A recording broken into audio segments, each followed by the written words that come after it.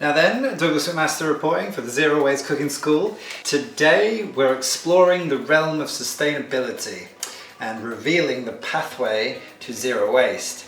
That pathway is the climb to the top of a mountain. But before we go anywhere, it's important to highlight that zero waste is a system change. And I'm going to reveal that to you right now. Firstly, find a supply chain with no single-use materials, and if there are single-use materials, make sure they're compostable. Secondly, maximize your resources to minimize your waste. And thirdly, compost everything that you do not eat. That's it. Game over, Vic, I'm done. Done, right? Okay, so that is a massive oversimplification. I suggest that we dig a little deeper. So that system change requires you to change. Now, I suggest that we change the bits that we can without sacrificing the quality of our lives. The first part of your journey is to reduce your food waste. This is going to test your creativity and your resourcefulness. Number one, use all the parts of the ingredient, from nose to tail, and from stem to root. Number two, consuming food before it degenerates. Number three, composting everything that remains.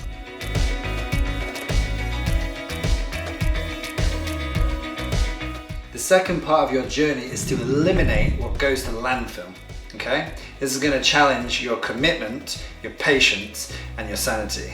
Number one, banish single-use plastic.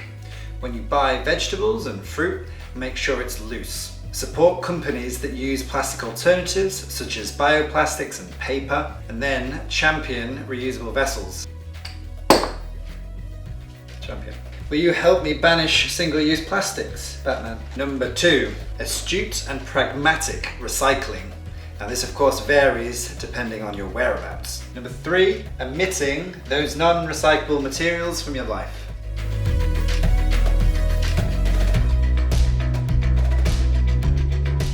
The ultimate goal with zero waste is to have no bin. Now this is when you reach the summit of the mountain. This will test your true grit and your Jedi magic. Number one is to support true recycling. Now what I mean by true recycling is that system itself generates no waste. Now that is a story for another day. That is itself a mountain of its own. Number two is to go beyond recycling and upcycle.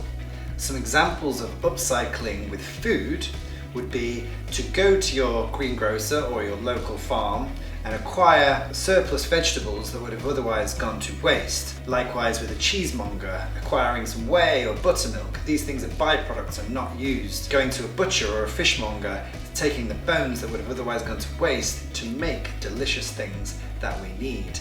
This is upcycling. Number three is to live a binless existence, okay? Go beyond the kitchen and adapt these principles to all of the parts of your life to live truly zero waste.